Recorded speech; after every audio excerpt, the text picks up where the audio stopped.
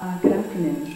Today is January 26, 2001. We are at Kenwood, and the people present at this interview are Clara Lee Fisher, David Fisher, Zachary Fisher, and I believe that David Sr. will be joining us, and Senator Stanton, and I am Diane Swan Wright. The first thing I'd like to do, the next thing I'd like to do is to welcome you all here to Monticello and to Kenwood, and to thank you, Clara, for agreeing to participate in the Getting Word Oral History Project. I'm so happy to be here. I need just some basic information from you first. If you could give me your address, your full address. Okay. 235 East Hallam, Hallam Avenue, Washington, Pennsylvania. Zip code? 15301. And can you give me your date of birth? September 19th, 1962. Okay. And where were you born? Washington, Pennsylvania. Okay. And what is your marital status? Married. Okay. 10 years. And you have two sons? 2 sons. And David Jr., how old are you? 9.5. No, I'm just 9. Just 9. Just 9. Okay. And Zachary, how old are you? 7. 7? Okay. And David Jr., when is your birthday? December 18th, Okay. 19. 1991. And Zachary, when is your birthday? June the 10th, 1993. 1993. Okay. June 10th, Mm-hmm. 1993? Okay. And Clara, what were your parents' names? My father was Edward James Lee. He was born in 1901, October 12th. My mother's maiden name was Frances Allen. Okay. She was Allen, A-L-L-E-N, and she was born August 13th, 1934.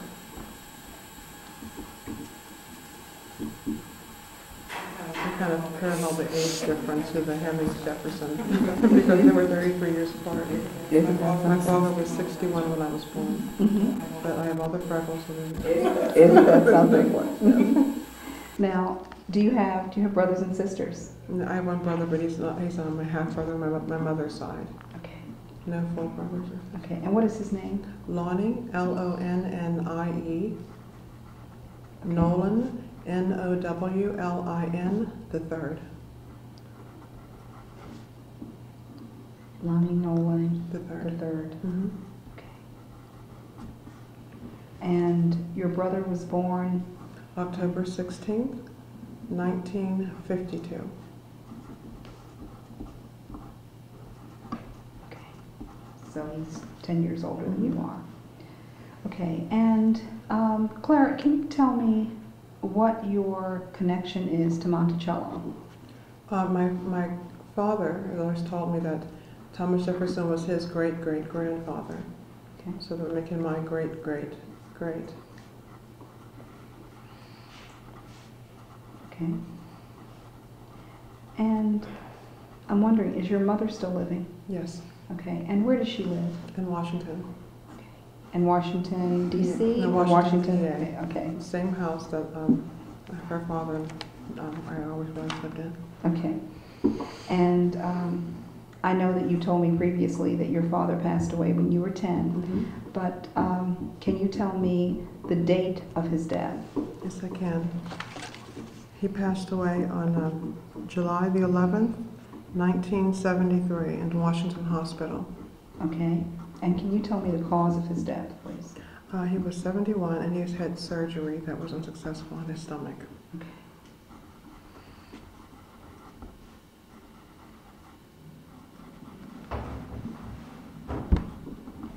Okay.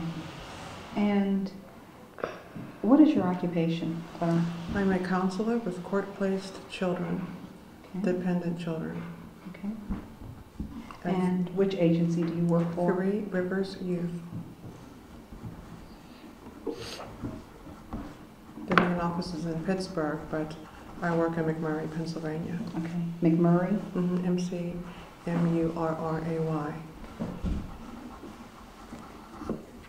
Okay. And can you give me your educational background? I graduated from Washington High School in 1980, and then I went to Duquesne University. My major was criminal justice. My minor was history.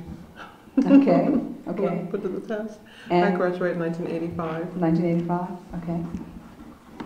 And I'm wondering, Clara, if you remember your grandparents on your father's side. No, they passed away in 1940. Okay. My father was very elderly. When I was born, everyone thought he was my grandfather. Isn't that something? And both of his parents passed away the same year? No, I do have let's see here. Oh, it's right here. Mr. Thomas Lee passed away first. And let's see.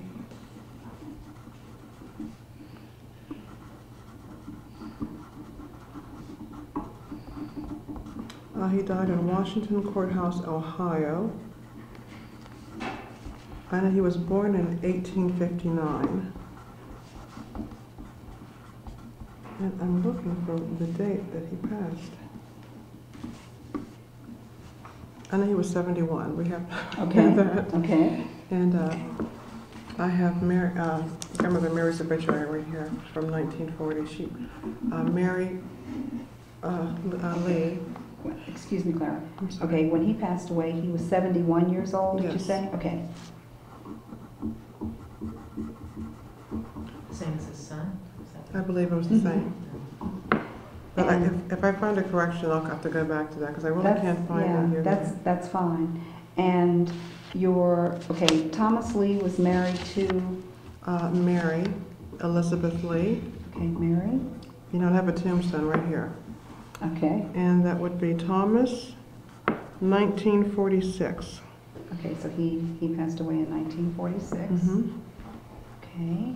And he was married to Mary Elizabeth Lee.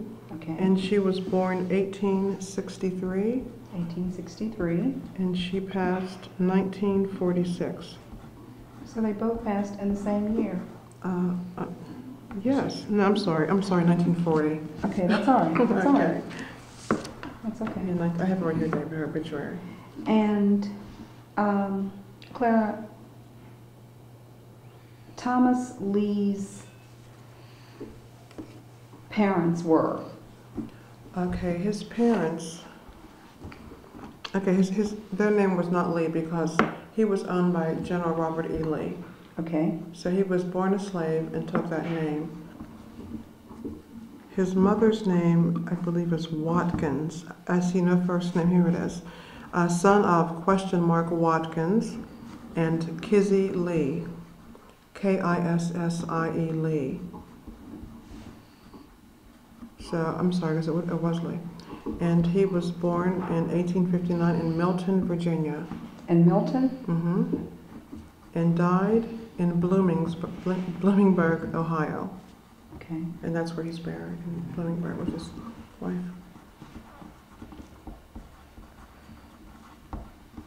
Occupation, slave to General Robert E. Lee on his farm. But his slavery ended in 1862, I believe. He would have been probably just a sharecropper. I guess he stayed with him. Now, okay, and so, okay, and who was Mary Elizabeth Lee's parents? Who were they? Okay, her mother was Harriet Hemings. I'm sorry, it shows here Harriet Hemings Butler Spears. She was married twice.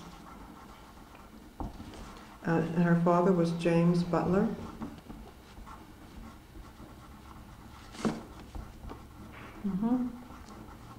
Okay. And her mother was? Harriet Hemings. Okay, I gotcha. Okay. Okay.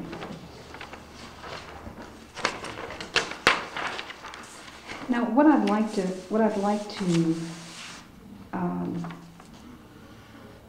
have you do, Clara, is to tell me what your earliest memory is of your father. My earliest memory of my father? Mm-hmm. It's kind of silly. Okay. I was 3 years old, Mm-hmm. and it was September, and we had a long angled couch in the living room, and I remember which I wasn't allowed to, I was doing somersaults on the couch. Mm-hmm. And he walked in, he goes, "Clara," and I quickly said, "Is today my birthday?" And he picked me up and said no, and it worked. And he is, we talked about the birthday party. Uh-huh. But that's my earliest memory. I was 3. Okay. Okay. When you were a little girl, was your father still employed? What did he do for a living? Well, I have his first job right here. Mm-hmm. Should I read this or just tell you about it? You can tell me. Okay. He was an assistant warden at Washington County Jail. Okay. And that was before I was born. Whenever I remember him being a constable. Mm-hmm. And we would go out and serve papers. Mm-hmm. And my mother didn't care for that at all because he would take me. And when he couldn't get a person to come to the door, Mm-hmm. I'd put on my brownie uniform and I'd ring the doorbell.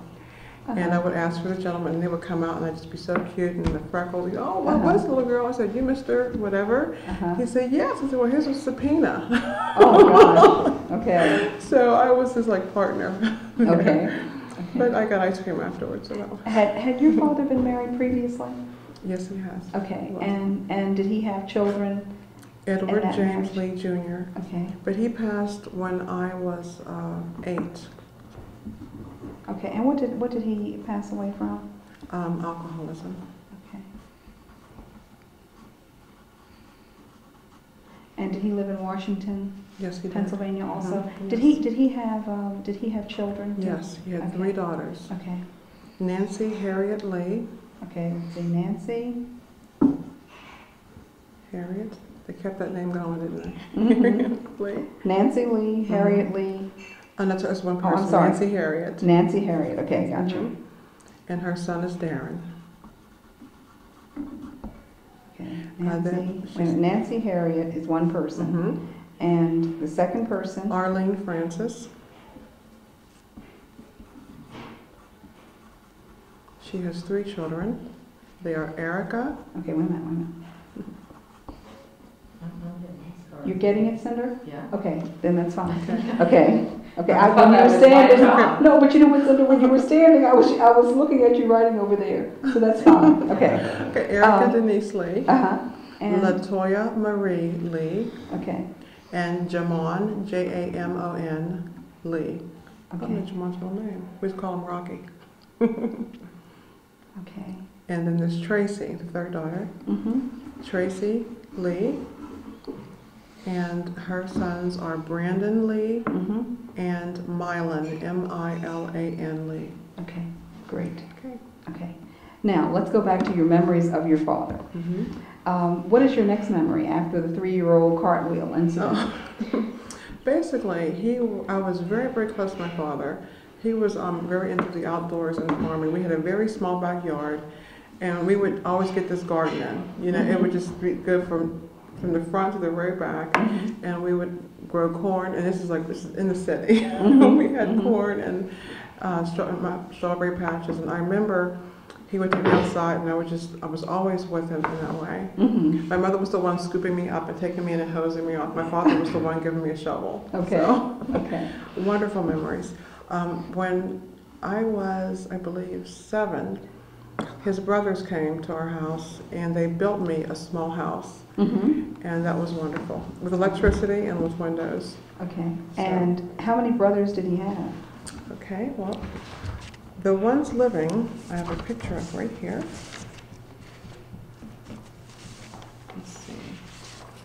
This is a wonderful help. This is my complete printout of, here we go.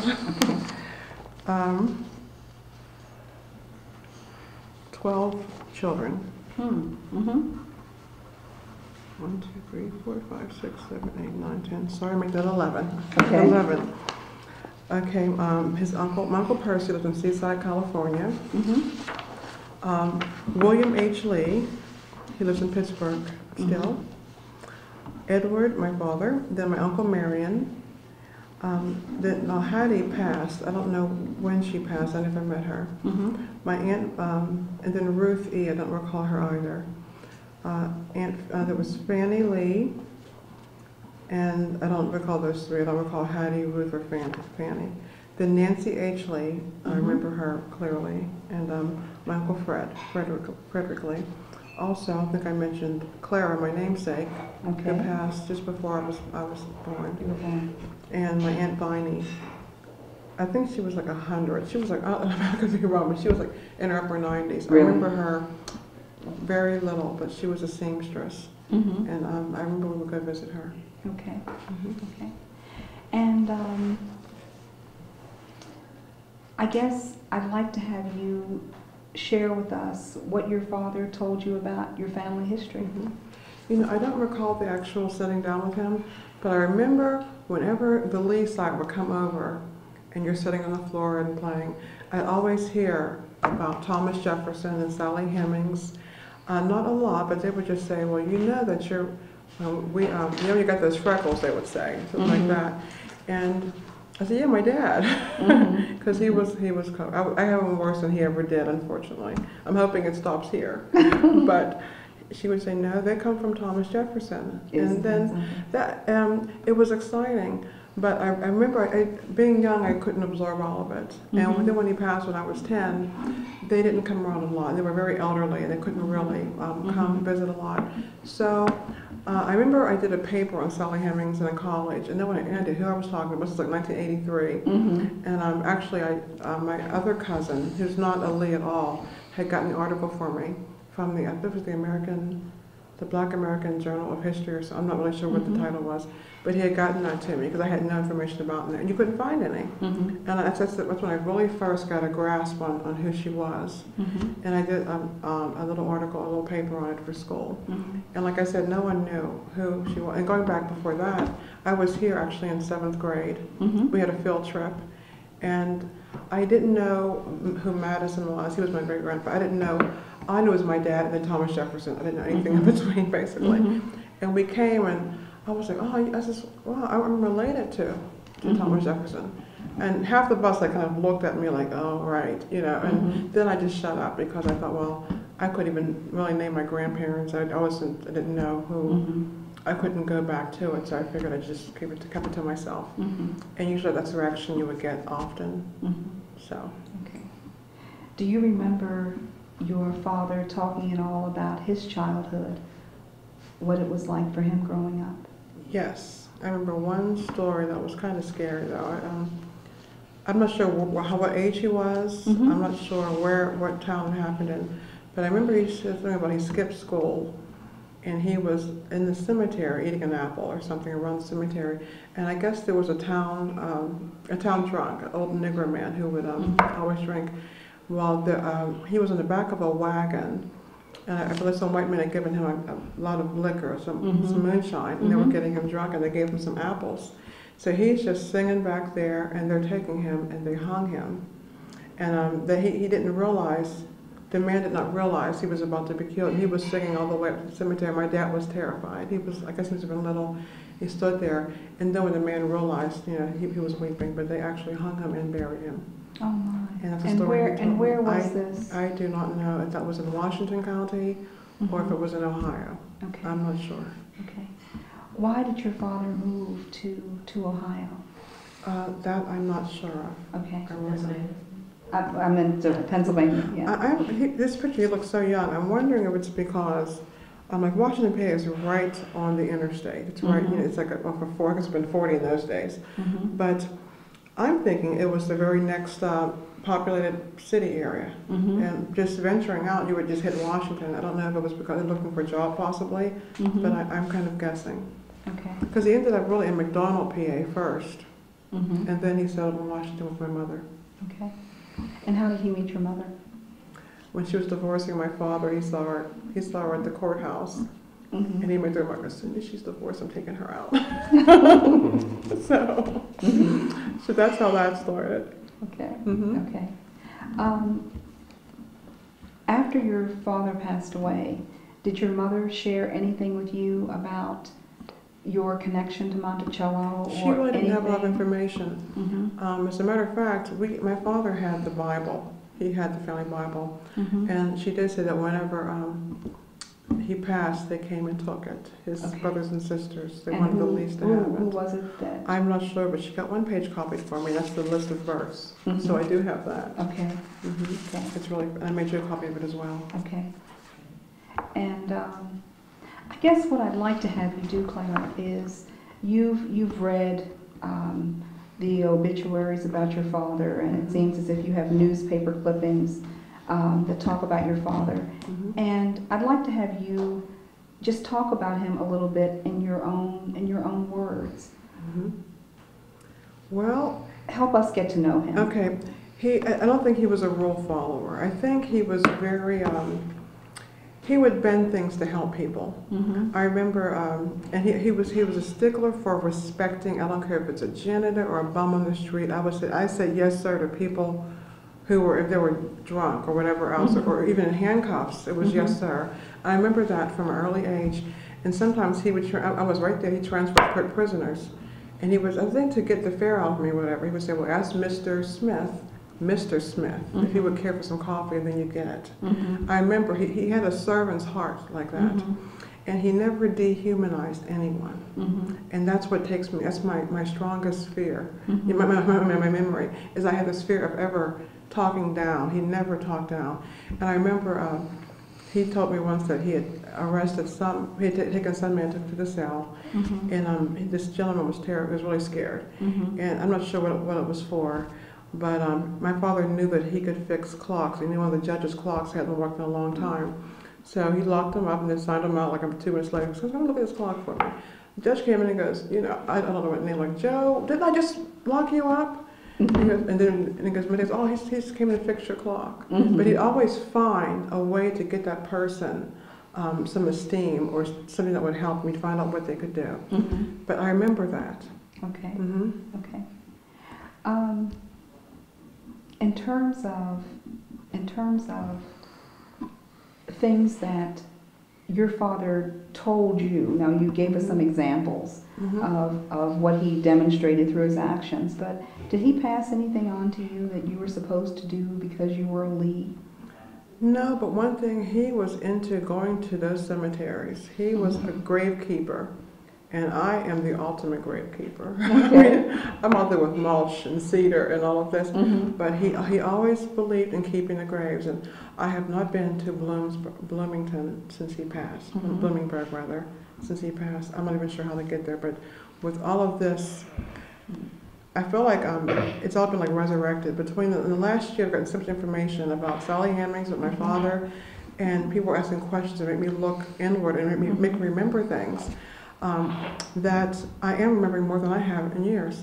And I did remember that he always he was always visit older people in your family, and we always went to cemeteries. I did remember that much.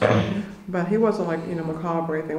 We had a lot of fun. He was a fisherman, and he was an outdoors type person. He wasn't very, he was rather older. He wasn't very strong when I was coming along. When I was about 8, he was 68, 69 years old. But I do remember we'd get those fish. He'd send me out back with a bucket of soapy water and a flashlight, and my mom's like, what is she doing now? And I'm coming up with night crawlers. But he was always fun, and he made things fun with no money sometimes. And I was mentioning earlier about my house and how my husband and I have pulled down ceilings and ripped up brick walls.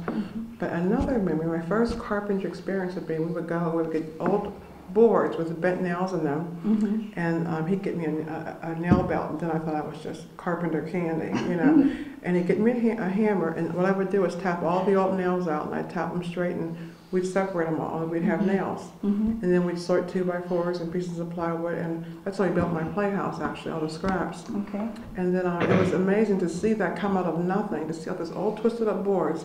Then I had a little house with a porch, mailbox, windows, a linoleum floor, and a little white and pink desk and chair sitting there.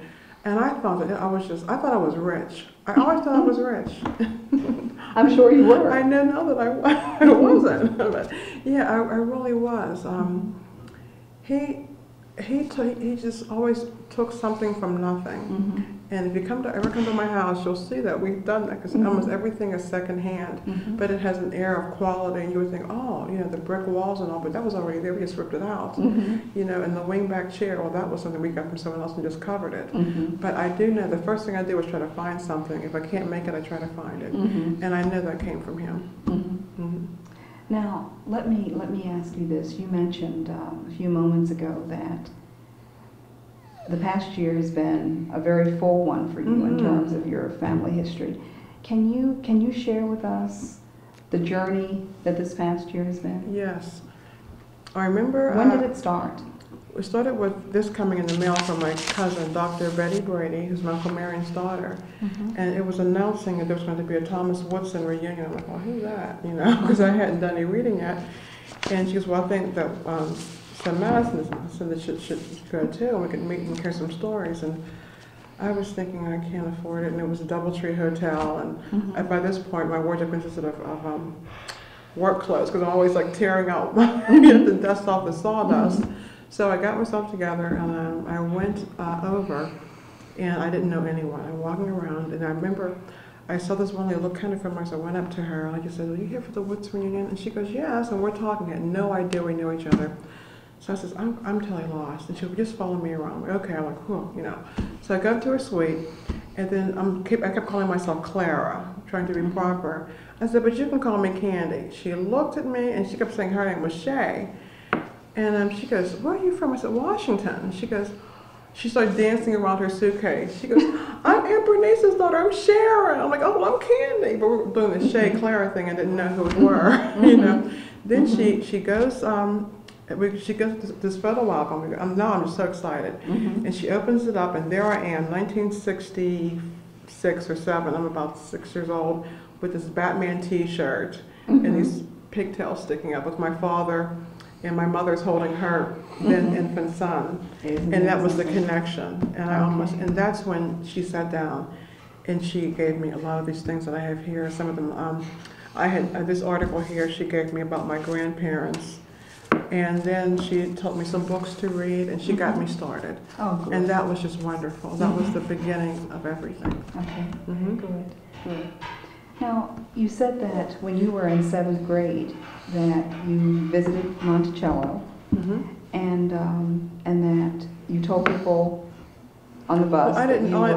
I knew almost nothing. I just knew my father.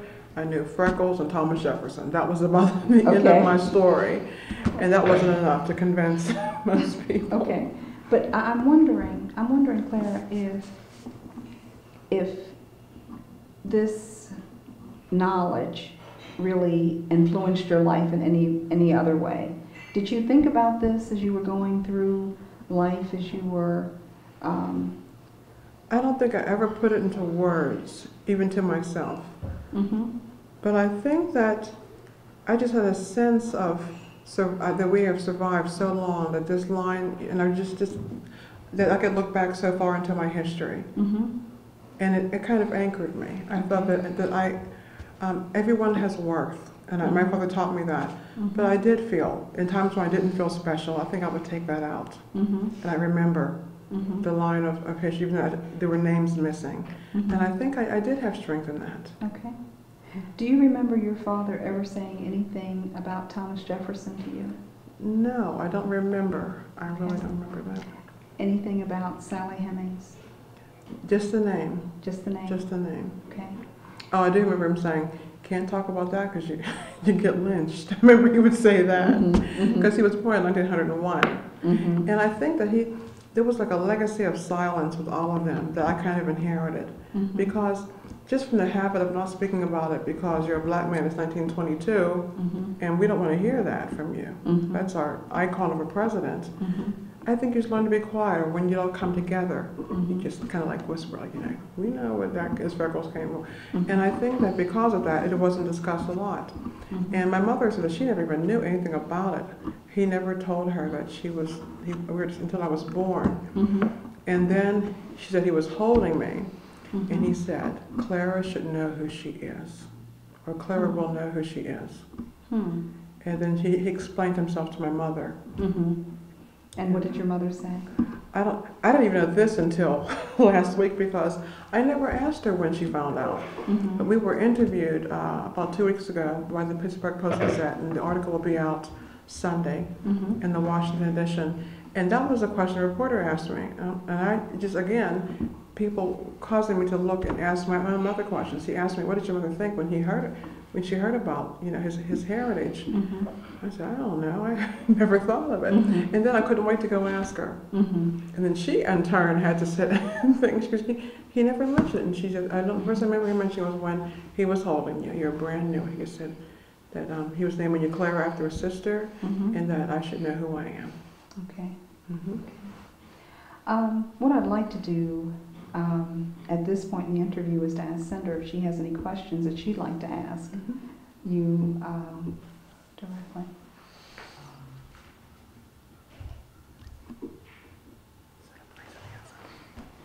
Just, do you remember anything more about your Monticello visit, sort of what it felt like going through the house? I know I felt like a tightness. I wanted to be excited, and I just kind of held everything back because I would have made a fool of myself because I didn't know enough. But I wanted, and I'm going to be real excited this time. Look, I'm going to be like running through here. But I remember just feeling like I was going to burst open, and I just kept everything down. But it was wonderful walking through. I don't even think I have any pictures. I think that we went to Washington D.C. first. Then by the time you get here, your mother gives you, you know, here's your outfits and here's your camera. And by the time I got to Monticello, I had like nothing.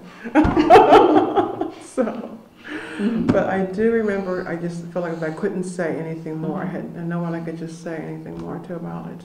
Okay. So I walked through like in silence and just listened to all that I could.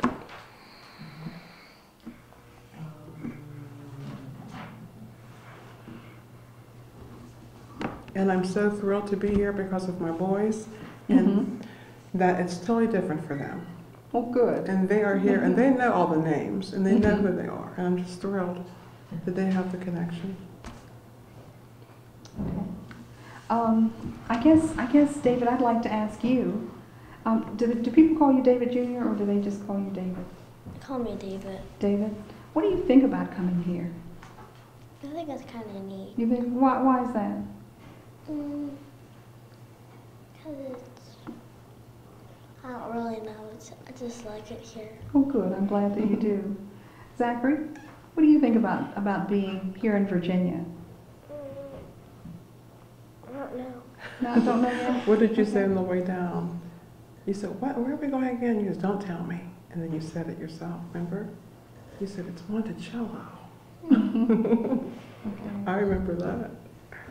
And David, what do you think about all of this? Oh, it's wonderful. It's really great. Good. So you're excited for Clara and all of that? Okay.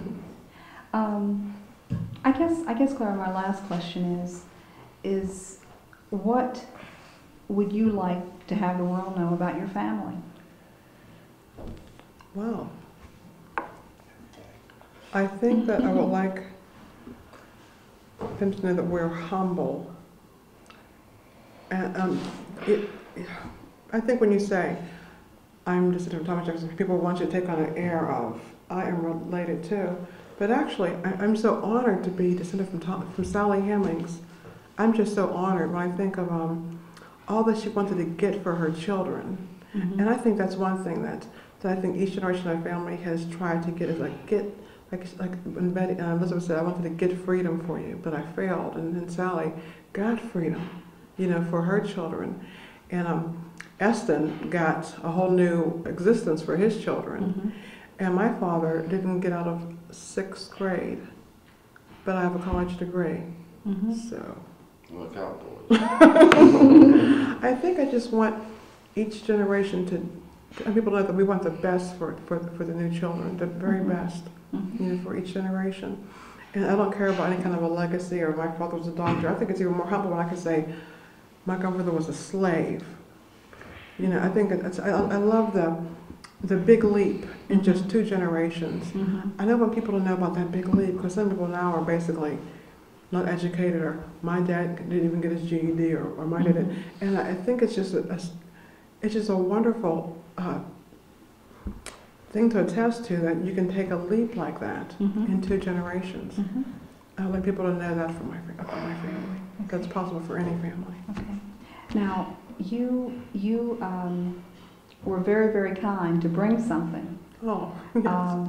for Cinder and I'm wondering if you could talk about that a little bit and what it is and Okay. how you created it. Well, what this is, should I lift it up? I think you should, Okay. yes. What it is I was trying to explain to my children who everyone was, and they were like, oh, who is, and they were getting totally confused. Like, well, I'll draw a tree. So luckily I work a midnight show. My boss won't see this, will she? I work midnight. So I would sit up after all the children could go to bed, and I try to sketch it out, and it took me a while to get some kind of a concept. But I thought if they could just take their finger and find and how to get to themselves. Okay. In that way, they would learn 200 years of history, and it wouldn't be like flipping through, like I was sort of trying to find who begot who or whatever that was. So that's what I did. I drew it in a very piece of paper, and I reduced it. And then to make it look, old, I just soaked it with coffee. Oh my. When I balled it up in a ball, and then I just ironed it. Okay. And then the fun part was like burning, and they yelled at that part. And They were you whole. burnt one right in And half. then I burned some up into ashes. But these 2 survived, and they're all different because they're all, treated different. We got a nice little hole in this one. Some I just stained and some ripped. But it gave it an air of being aged. It's not complete. This one isn't even half the descendants, but I just wanted to give the kids an idea of how people were related to us and our family. And I'm going to attempt a complete one someday. I would like to try a full one. But I hope you enjoy it. Like I said, it's not complete. A lot of people might come to us and say, where am I at on that? This is the first And attempt. how long did it take you to do this? To write it out, I'd say about 2 weeks, because I had to keep taking off a branch to feed someone's children, and then I called someone and goes, oh, she's had 2 babies. I'm like, oh my, where's my white out? Okay. So that was interesting.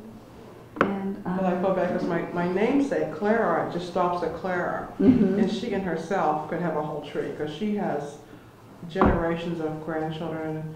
I didn't see, I'm never going to go there with Aunt Clara, because she has great-great-grandchildren now, and that would be a whole, but I would like to someday work them in so my children will learn those names too.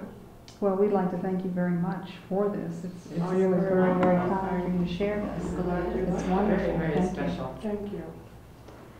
And you have a number of photographs here, Oh, yes. and also some written documents. And what I'd like to do is to end our interview, but to allow you to talk about some of the images Just a few of them. and the documents that you have, and to thank you for making copies of us for our You're very files. welcome. I'd like to give you this. First of all, this is the entire family from Captain Hemmings and Bayou Bay. I think there were 9 or 10 generations here. And I don't know if you already have that. I got that from the reunion, and they may have already given you that. And this is the Now, you page. got this from the Woodson family reunion? Yes. Okay. And this would be the page of my father's Bible, and it has Thomas Lee. The last few dates I really can't make out, but I made a copy for you with that also. The oldest picture I have is of Harriet Hemmings, and this is my great-great-grandmother. Okay.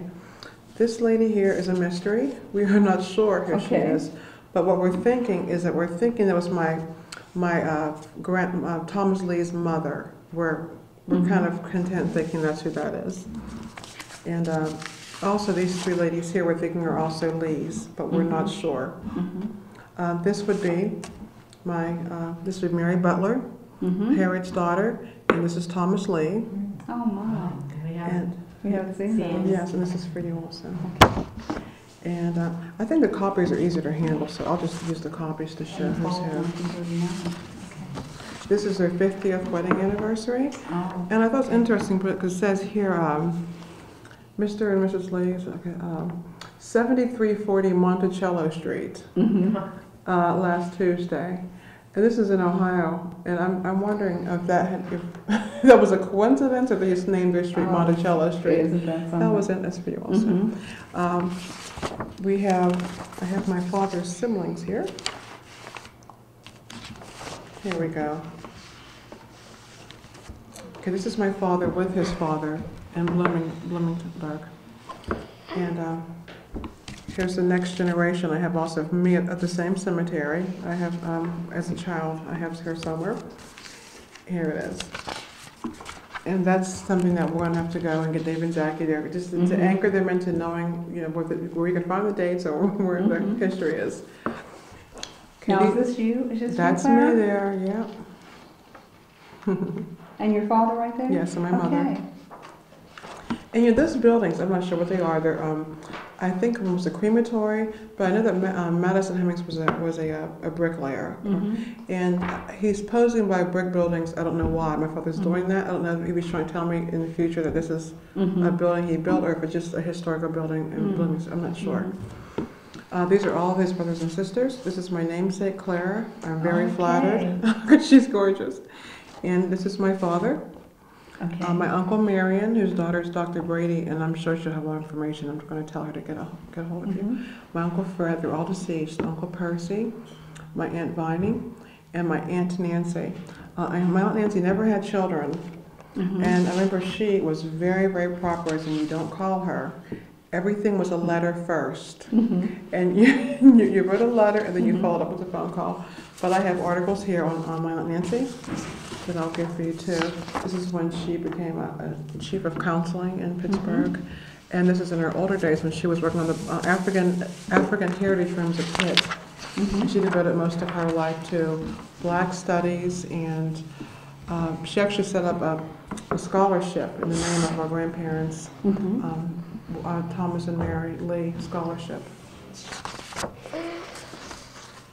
Then the boys had These are wonderful copies. Oh, aren't they great? I was really impressed because I wanted the yellowing even came up beautiful. Okay, here's isn't that pretty? My father, his job was the deputy appointment. His business card, and that was interesting. It says in the bottom, private investigations. I'm like, well, what was he up to? He's like, I didn't know about that part. His obituary, and then this is him and his father. Okay. Thomas. Okay. This is a picture of my family, a copy. This is my beautiful mother, Frances. Okay. And my brother, Lonnie. And how's your mother's health? Oh, she's fine. She is the deputy assistant pathonetary of Washington County. And she works in the courthouse. She retired last year, and they call her Mario as a Mario Erlomia because they called her back to work. So she's still running around. So that's her Isn't nickname. that something? Very she's a lovely energetic. woman. Isn't she beautiful? And she still is.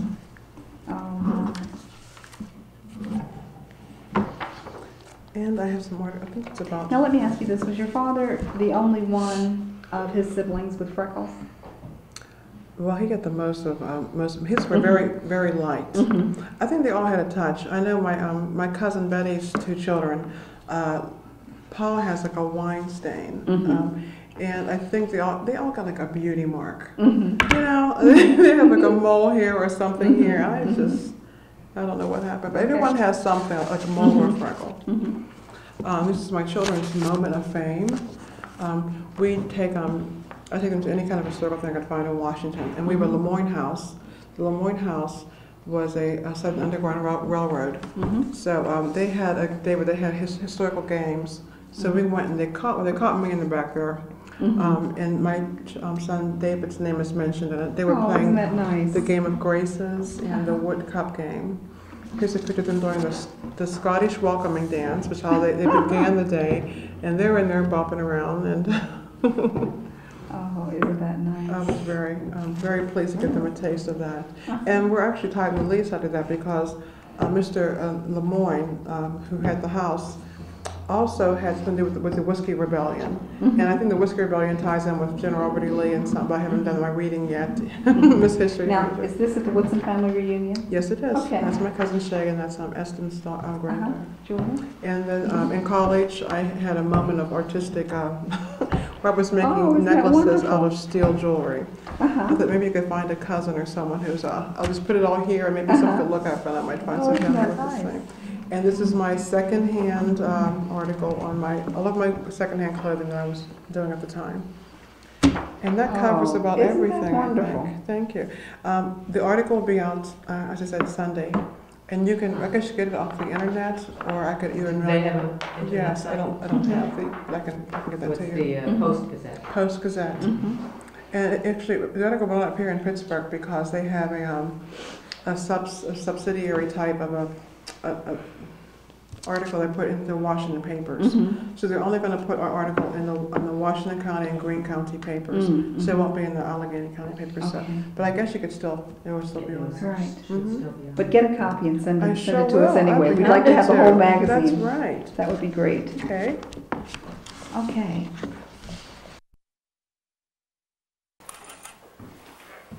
Let's see, now, I don't want to go through. This is so wonderful that you made all these beautiful copies for us. I'm so excited. And what I wanted you to do, Clara, I asked if you would bring, do you have a receipt for the copies that you made? Are you sure? It wasn't at all, no. Okay, we really They were appreciate excited. it. They were Thank you. excited. They heard the whole story at the copy.